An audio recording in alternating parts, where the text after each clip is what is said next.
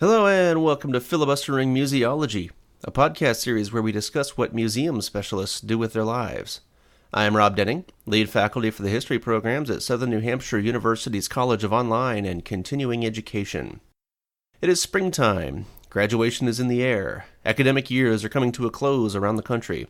Teachers and students are dreaming about free time and summer vacations. But not us. Here in SNHU's underground lair in an abandoned missile silo on the dark side of the moon next to the Applebee's, we are taking this podcast series in a new direction, for the summer at least.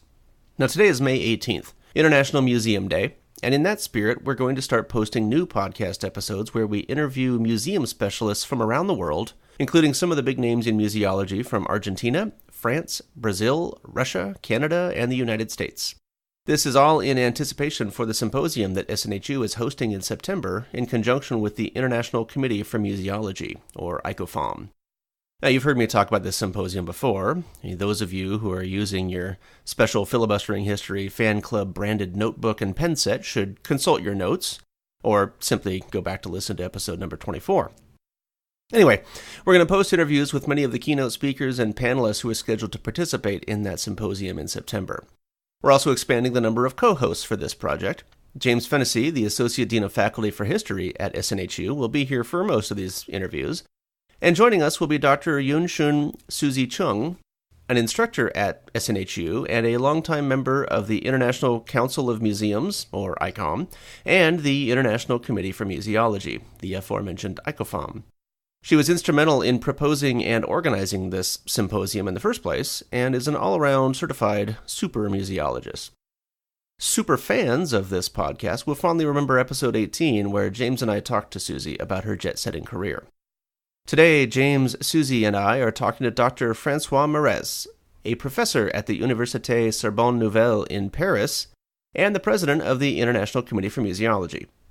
Don't worry, that's going to be my last attempt to speak any French. Today we're going to talk about François' career, the changing infrastructure, goals, and intentions of museums in Europe, and the series of symposia around the world that is charged with redefining the museum for the 21st century.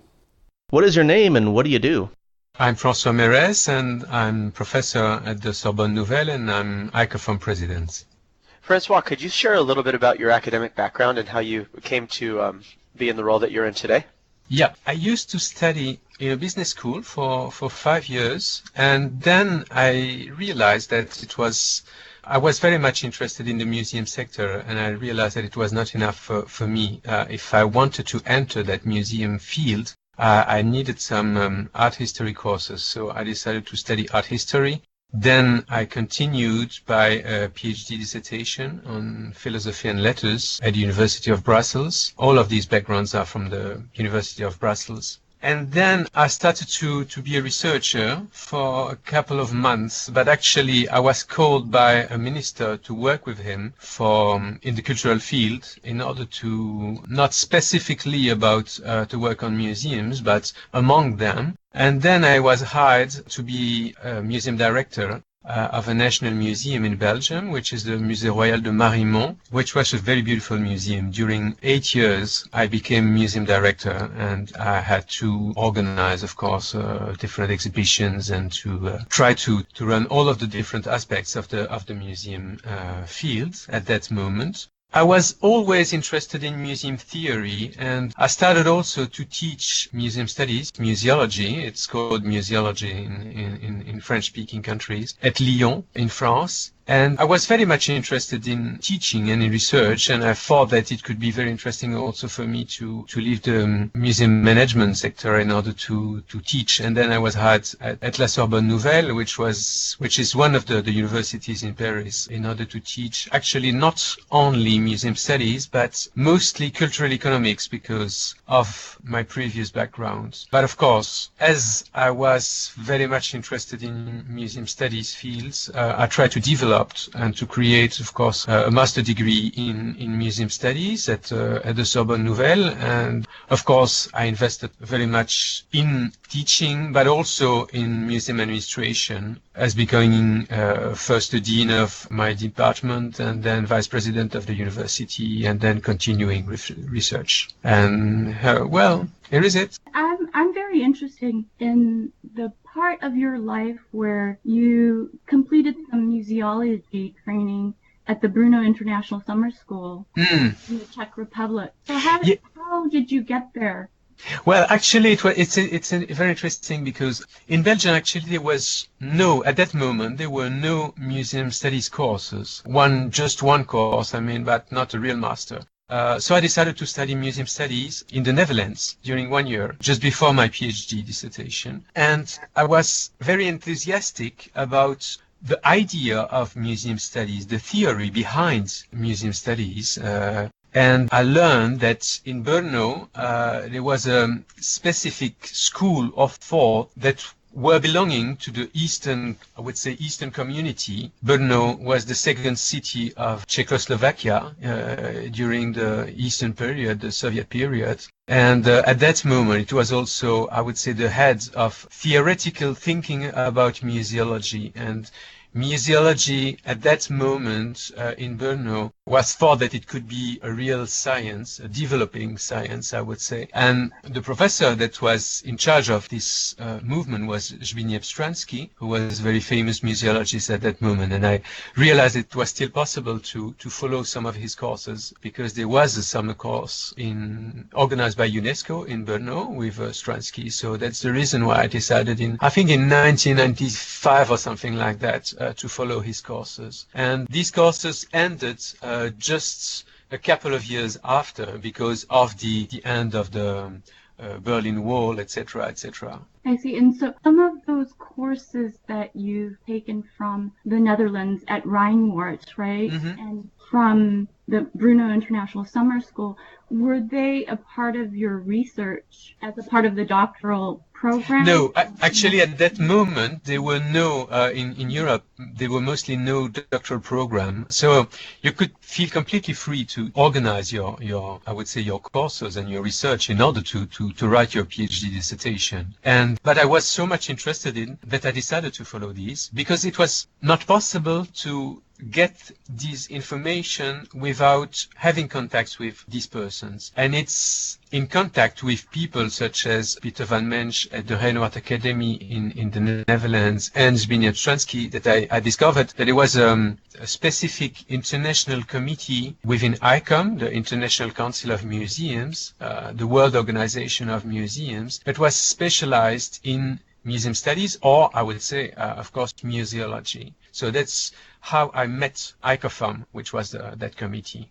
That's very interesting. What do you see as the future directions in museology?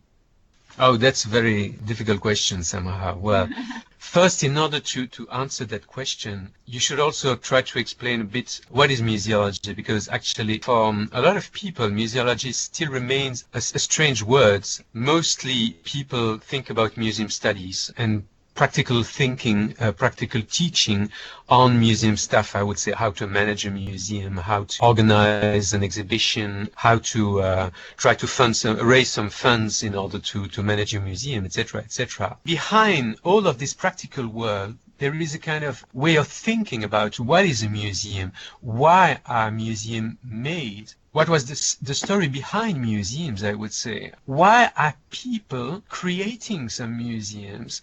And of course, there is kind of historical perspective, but there's a kind of, I would say, philosophical question behind this. Why are we, as a civilization, organizing this type of specific organizations? And actually, these were definitely the type of questions I was fascinated by, because I realized that museums were so important for our Western world, in Europe, in the United States, of course, and actually that it started to be more and more important also in Asia and different other parts of the world. So I think these types of questions are, of course, not definitely very practical. They are somehow theoretical, but they are really linked with the sense of our work within the museum field and actually the activities, the spiritual activities that we are following at the university.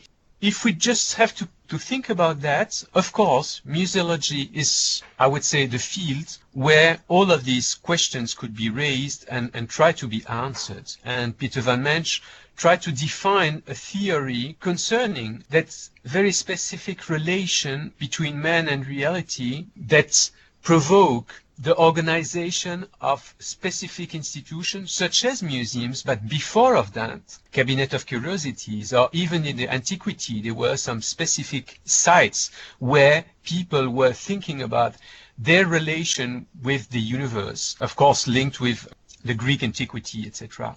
All of these ways of thinking are depending on museology, I would say. And in order to conceive the future of museums, you have to think about all of these things behind museums. That's, I would say, the most important challenge for museology, is to think about, I would say, the trends that will develop the museum fields within the next years or decades. So you raised a very good point about the connection between people and history and museums, because for many people, that understanding of the past and being able to take that past and work it into their own narrative of how they came to be and who they are is so important to them. You know, we see it in historical recreations, we see it in the number of people that visit national monuments and museums every year. So I was wondering if you could just expand a little bit more on that, about that connection between history and museums, because you bring up a very great point. Well, actually, when you think about the development of science in the 16th century, I mean modern science with Francis Bacon, etc., you realize how much, I would say, museums are so connected with all of the different science. Of course, I would say the development of natural science is closely connected with the development of museums and museum collections in Oxford, in London, in Paris, in different countries and cities in Europe at the beginning, but also the development of history is closely connected with the making of collections that were gathered in the very first cabinet of curiosities or museums. I mean, one of the people who is supposed to be one of the fathers of history is Giovio, Paolo Giovio, who was this Italian very first historian in the Renaissance. And his name is also closely connected with the museum as an academy and partly as a collection.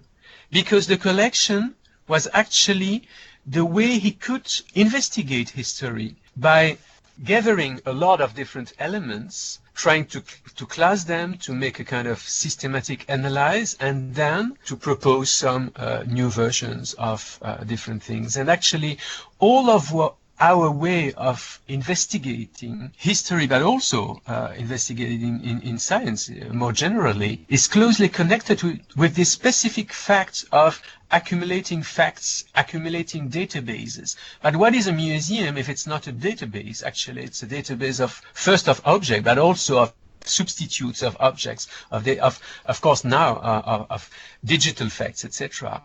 And that's somehow the essence of the museum is closely linked with the essence of the way of making science, but also, of course, of making history somehow. It's a great point, because the artifacts that you choose to include in a collection, the way that you choose to present it, and even the narrative that you spin around that, it's all developing history. It's putting a narrative to it. It's creating meaning to the entire collection. Otherwise, these are just pieces. Kind of like history is just, you know, if we're just looking at facts, we just have a list of facts. We need to be able to look for a common thread to create meaning. But as we've seen in the museum community, just as in history, the meaning that you create isn't always straightforward and accepted by everyone. And what's more, I would say, of course, meaning, and then also the fact of authenticity. And the early museums and the early museum collections, the very early cabinets in the 16th century, are connected with coins, medals, inscriptions. And these were definitely the most important topic that were definitely authentics and that were definitely proving some facts coming directly from the antiquity. And it's with these authentic objects that history was made, not only through the texts of the elders, I would say, but also with the authentic proofs. And of course, museums, for that reason, were closely connected with authentic objects. That's also an interesting point to raise, maybe. Yeah, and so that brings us in some ways to the point of the symposium that SNHU is going to be hosting with ICOFOM on the definition of the museum for the 21st century. And so I was wondering what your perspective on that is, since you are closely affiliated with ICOFOM, and ICOFOM has held these symposiums in a variety of other countries before the United States. Could you tell us a little bit about the process and what you have discovered so far in this attempt to create a new definition of museums for the future? Yeah, the very first point is to realize that, well, the museum world is of course evolving, but the museum in itself is evolving, is changing. The museum that we know, the museum of the 21st century, is not anymore the same as the museum of the 19th century, of course. And it still continues to change, which means that, of course, the museum may be defined from another perspective. For instance, the relation between people within the museum drastically changed during the last 20 years. The objects were at the centrum of the museum a couple of decades ago, and now it's mostly people who are at the center of the museum. Museum can be seen also as, places for participatory activities, participatory research, etc., etc. Which means that if we have to think about the definition of the museum, we have to think about its evolution. And of course, ICOM, the international organization of museums around the world that now has something like, I think there are 37,000 professionals around the world who are members of ICOM. ICOM was created in 1946, just after the Second World War. And at that moment, of course, they built their own museum definition. But of course, it had to change, and it changed several times. And it's the eighth time that it was supposed to be changed, and the change should be done in 2019 for the annual conference in Kyoto that will be organized in Japan. Which means that within ICOFOM we decided to think about the way of considering how the definition could be changed and what were the different parts of the definitions that could create some problems or that could be changed, etc. So for that reason, as ICOFOM is so much interested in all of the different notions that are supposed to be the most important within the museum field, and of course the museum in itself is an important notion, as you can imagine, we decided to organize different symposiums around the world in order to discuss that point. Actually, we were already interested. In 2007, we already decided to organize a symposium around that topic, and that's for the reason that we published a book, which was in French first, which was called Vers une redéfinition du musée in French, that was translated 3 years after as What is a Museum? And we decided to continue to think about this topic in 2016. Then we organized one first meeting in Paris about that museum definition, mostly in French, but because we had in mind that it was very important also to discuss this topic in different languages. It's important to discuss it in English, as English is the kind of lingua franca of the world, I would say. But it's also very important to decide it and to discuss it in Chinese, in French, in Spanish, in Brazilian, etc. That's the reason why we also organized a symposium in Beijing, in China, in Rio de Janeiro, in Brazil, in Buenos Aires, in Argentina, in St. Andrews in Scotland. And then, of course, during this year, we will have another symposium in Quebec normally, and then also one in Riga in Northern Europe, one maybe in Belgium, one maybe in Spain, and then, of course, also a very important moment for us, which will be that symposium in the United States. Actually, I was going to ask you about those two publications, Vers une redéfinition du musée, and the English version, What is a Museum, which was translated by Ann Davis, Lynn Miranda, and Suzanne Nash. What did you see as the synthesis of that publication, the first publication, 2007, and then the ICOFOM meeting, and then the publication in 2010? And then how has it evolved? How has it developed into the Paris Symposium last year? and in définir le musée du 21e siècle matériel pour une discussion in June of 2017, of which you organized. And also, I would also be interested in the Beijing symposium, since those two were the main ones that you, actually three, that you organized. Well, concerning the first meetings in 2007, actually, they were connected with the last museum definition change of ICOM. The last moment, well, the museum definition changed for the last time in 2007, so, which means that just before we thought it would be very important to think about it. And of course, also ICOM decided to organize a kind of internet forum in order to discuss it, mostly in English. And within ICOFOM, we decided to discuss it in Calgary in 2005, I think, something like that. And somehow, the way we conceived it at that moment was mostly deconstructive, I would say. We started to build our own museum definition to reach a kind of consensus. Then we asked to all of the different participants, the most involved participants, such as Teresa Scheiner, André Gob, etc., to write an article.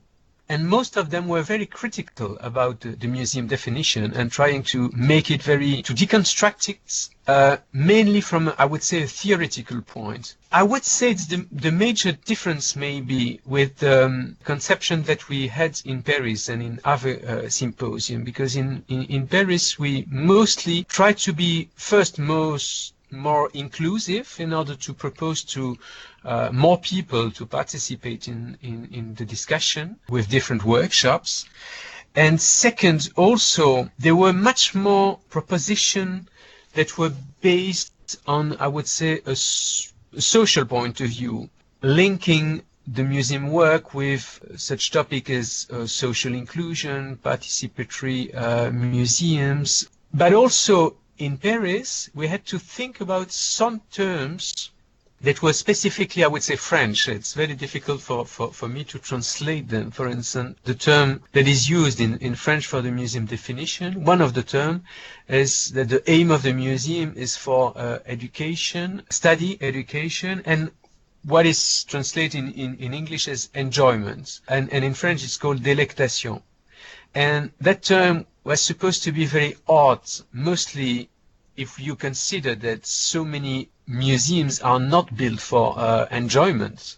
If you are just considering some museums devoted to Holocaust, etc., and difficult history and difficult topics, you would feel that the aim of a museum is not specifically enjoyment. It might be, of course, somehow, but at a certain point it could be difficult to call this enjoyment. And all of this type of discussions were made specifically on the use of the term, for instance, in French. And it was also interesting to get the reaction of Chinese colleagues when we went to Beijing in order to organize that symposium.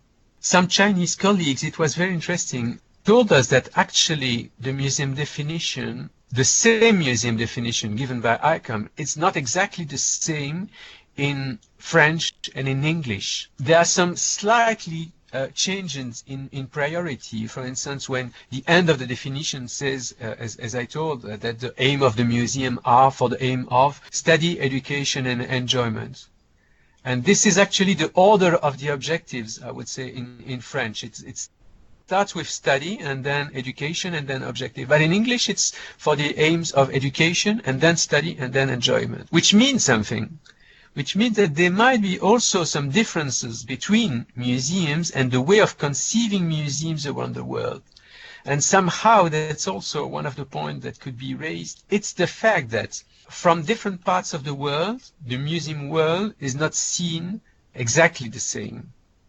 And there's a reason why it's so exciting, I would say, to organize these symposium in Brazil, in Argentina, in Scotland, etc. I think it's great that you're bringing in all these different viewpoints from around the world, and I, for one, am glad that I'm not one of the people that's going to have to make sense out of all of that to try to combine that all into one definition. That sounds like it's going to be quite a task. museum definition is not only a kind of a theoretical point, actually. Most museum professionals would like to know what is a museum, what is not a museum. And in some countries, it's very important to gain some subsidies, etc., to have a good definition of what a museum is. And for instance, in the American the American Alliance of Museums, you have this accreditation process in order to get some recognition of what are the spirit of the good museums, I would say.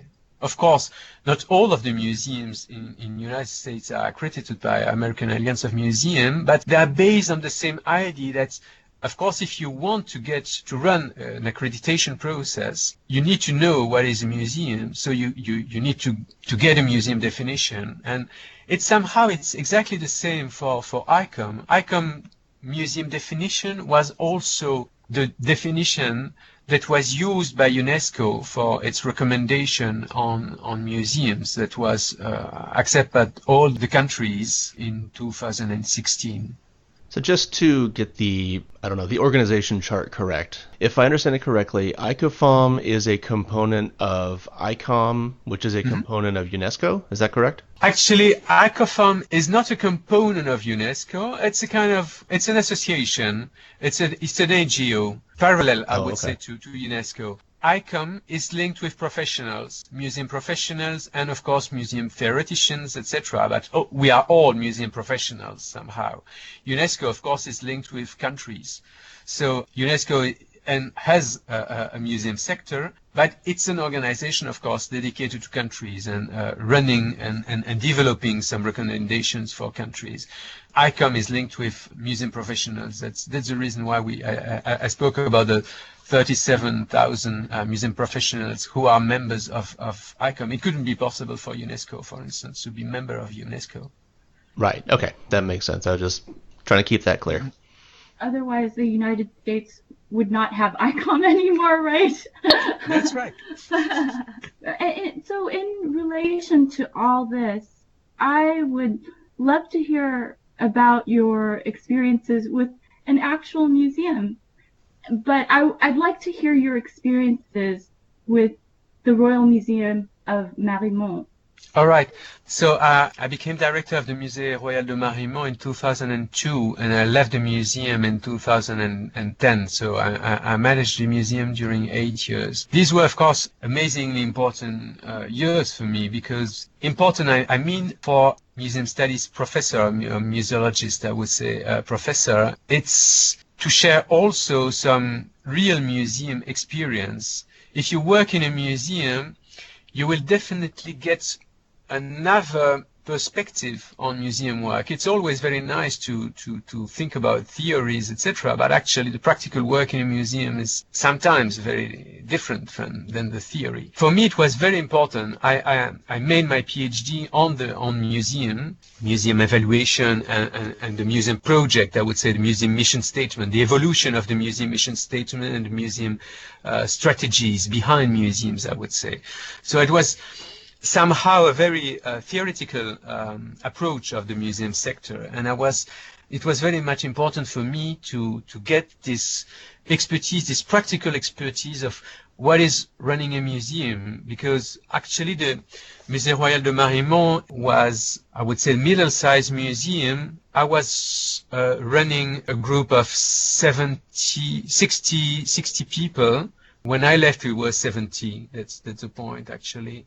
And the museum in itself was founded by a collector, very important collector.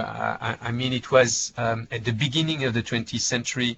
That collector could be called the Paul Getty of Belgium. He was the richest man in Belgium. Of course, he didn't make his fortune in oil, but in coal. And he had some amazing antiques collections of Egyptology, of Greek and Roman remains. And he was also a fan of books. So he had some beautiful book bindings, etc. So we had all of these different collections. And we organized a lot of different exhibitions, and of course we developed the research programs, we renovated some of the parts of the museums, etc. So I mean, I had the possibility to first to be confronted with management, museum management, to try to raise some new funds, to try to find some sponsors, etc., which is very difficult, much more difficult in Europe than in the United States somehow because of the legal system. But it was also so much important, I would say, in order to confront my own ideas of what is a museum, what is museum management, with the practice. Oh, that's very interesting. So the industrialist's name was Raoul Varroquet? Yeah, exactly.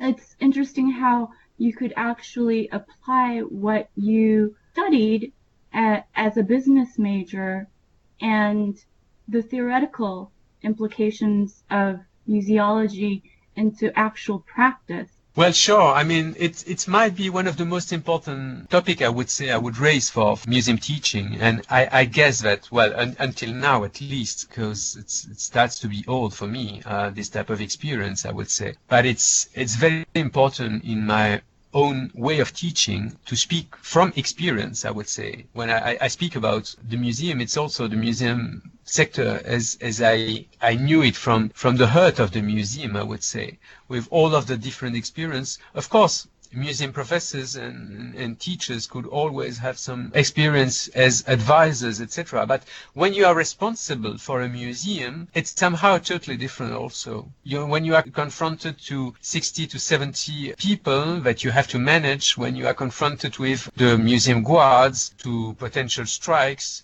to unions, worker unions, as you know, they are much more strong somehow. Well, they are very strong in some countries of Europe, such as in Belgium or France, etc.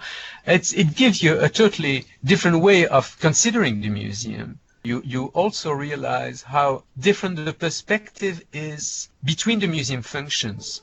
We always say that museum research and museum preservations are very important, etc.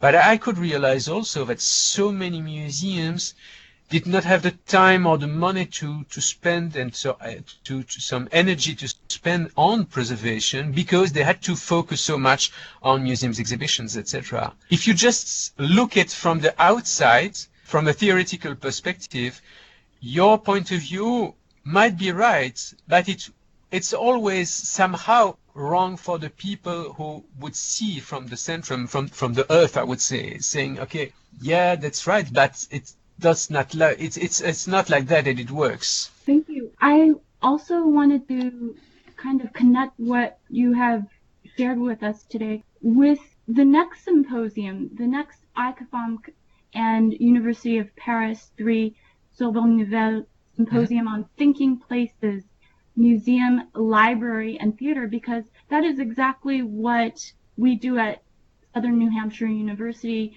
is also look at the public history program and incorporate all the different types of repositories, such as libraries, such as theaters, such as archives. So it will be very interesting to discuss a little bit about the Paris Symposium in June 20 through 22. Am I correct? Yeah, exactly.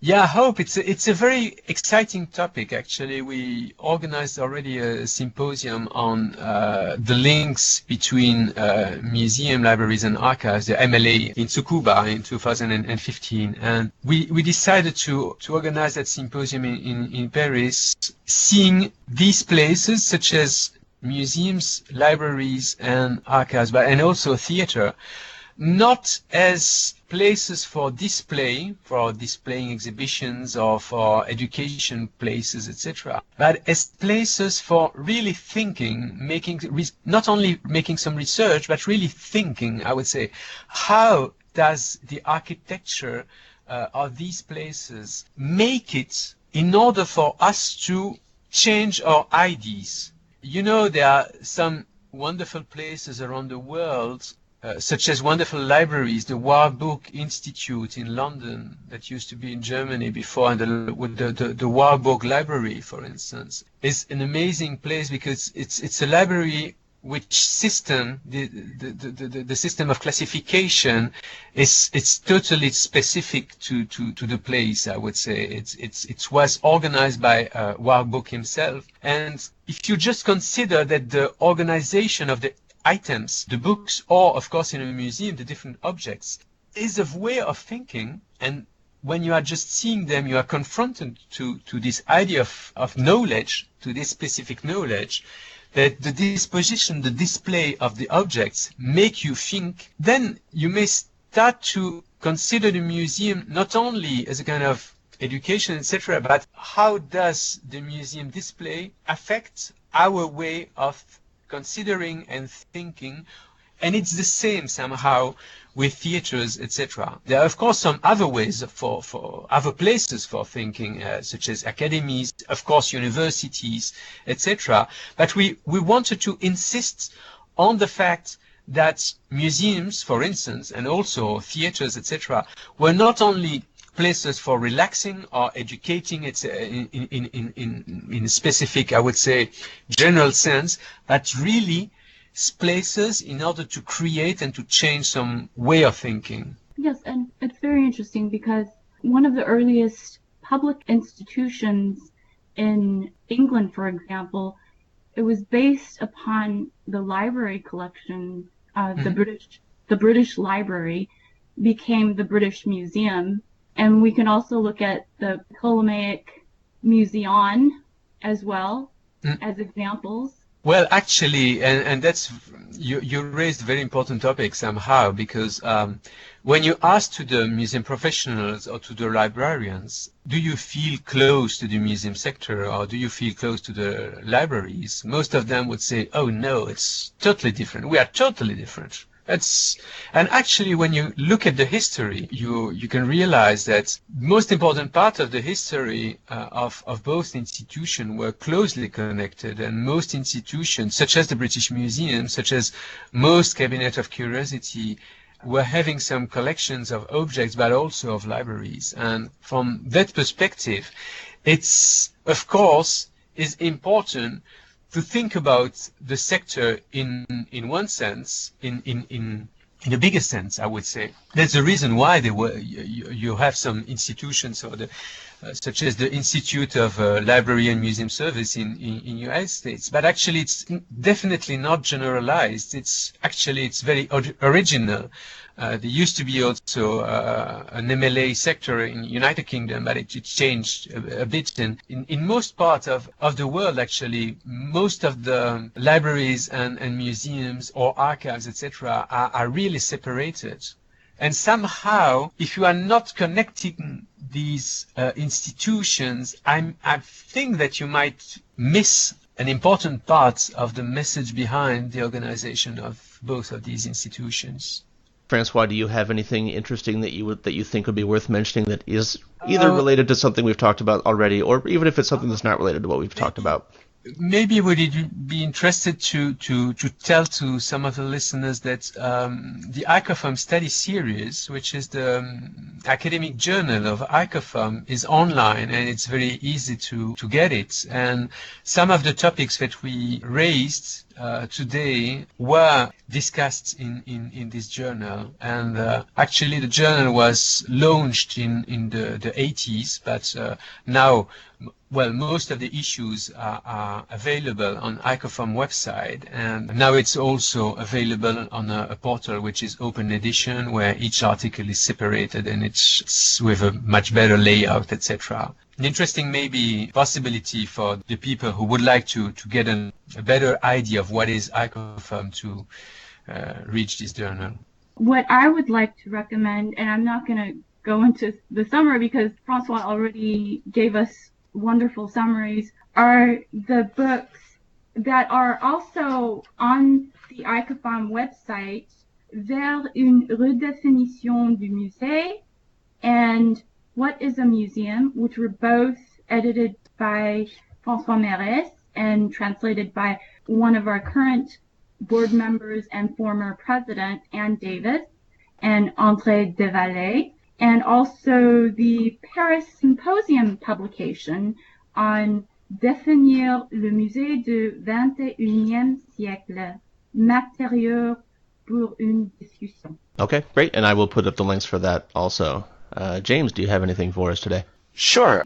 My recommendation is a little less focused on museums, but that's all right. Kind of in the same vein. There's some really great digital history projects out there for public consumption that collect various resources, list publications, and they're free. So there's a really interesting one that I've been looking at recently. It's called Digital Harlem, and it's just digitalharlem.org. And it basically collects various artifacts from everyday life in Harlem between the years 1915 and 1930. Provides an interactive map. You can conduct various searches, so you can search places, you can search events, you can click around the map, you can select different people that were active in Harlem during that period, which is actually a really fascinating period in New York and Harlem history, as well as American history and world history. So I really recommend checking that out if you're interested in some of the fun digital history projects that are happening and would like to get a little bit more information about Harlem in the 1920s and, well,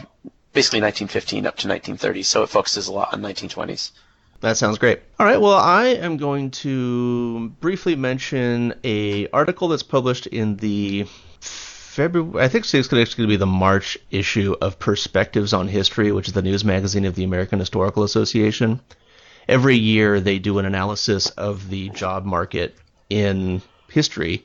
And so every year they publish an article based on that analysis. And that analysis usually takes the form of a graph, which is a very depressing graph every year because it traces the number of PhD graduates versus the number of full-time tenure job postings.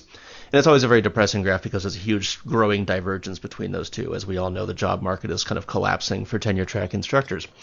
But what the AHA is trying to do this year, which is interesting from the perspective of museums and public history and all of that, is they are trying to figure out a way where they can more accurately assess the job market for all historians because of the realization that a lot of historians aren't going into teaching anymore. And so a lot of them are going into alternative careers, which can take a lot of forms: museums, archives, docents, a variety of fields. And so they're trying to figure out a way where they can start to incorporate all these other fields into their annual job market analysis. They haven't exactly figured out how to do it yet. The article ends with a question of basically posing it to the rest of the organization. How should we do this?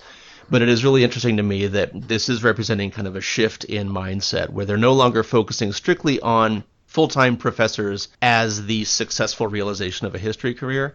They have kind of opened up their thinking to try to incorporate all these other various options for students also, which is one of the points of this whole podcast. So that's how I'll make it relevant here, I suppose.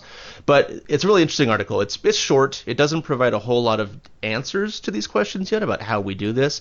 It does still provide a summary of the tenure track jobs versus the number of historians, which is still a very depressing chart, as it always will be. But they are at least trying to figure out a way to incorporate other fields into it also. So that's it's either the February or the March issue of Perspectives on History, and I will post a link on that also. Thank you for joining us today, François. Thank you. Thank you. Also, yes, thank you very much. And thank you all for joining us today. If you have any questions or comments on this podcast or suggestions for future episodes, as always, send me an email at snhuhistory@gmail.com. For James Fennessy, Susie Chung, and François Mairesse, I am Rob Denning. Have a good day.